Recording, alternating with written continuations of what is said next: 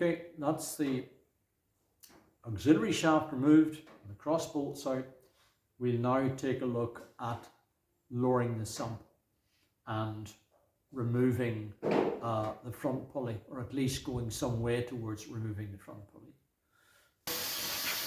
One of the major objectives that we have with this project is getting the crankshaft out, because we'd like to see what condition the crankshaft is in. Now, there's no way you'd get the crankshaft out without taking the front pulley out. And the front pulley's been on there 1,000 years, so it too is welded in. We've tried putting a big air gun on here and the nut will not move. So we're going to try treating the nut now, and then we'll see will the big air gun take it out.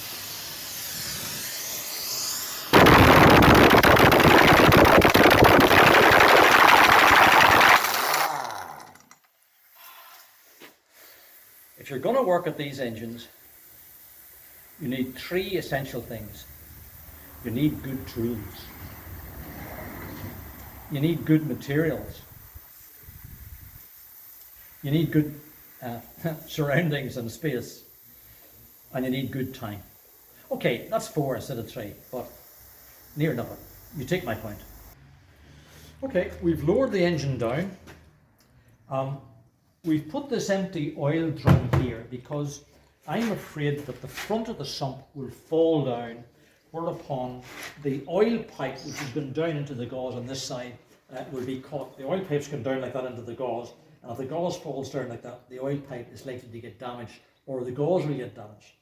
So we really want the sump to fall nice and level.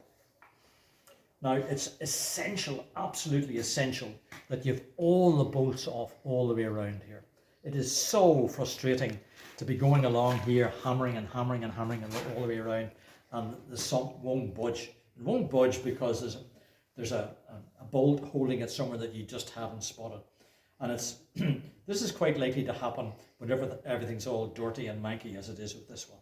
But we've double checked that everything is fine here.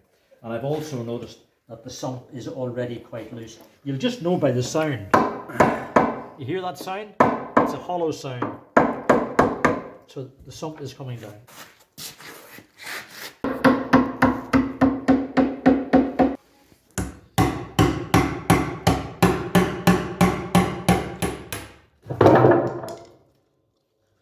I think it's off. I think it's off. Because the shed door was open, I've had to voice over this recording. Sorry about that. You can see the sump is in a complete mess.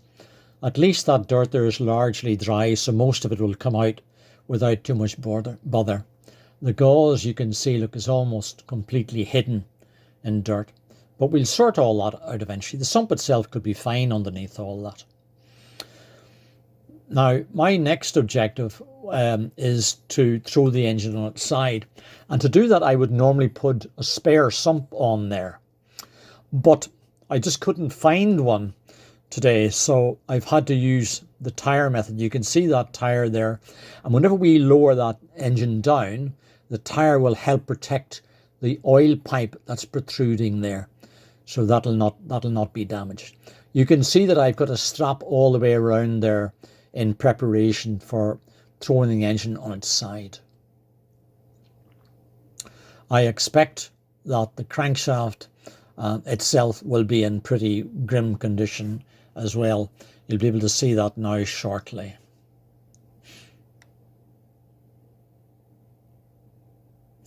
As I predicted, crankshaft is in pretty grim condition. We'll have to get those nuts off the end caps there on the end of the conrods, and that'll enable us to pull the block up.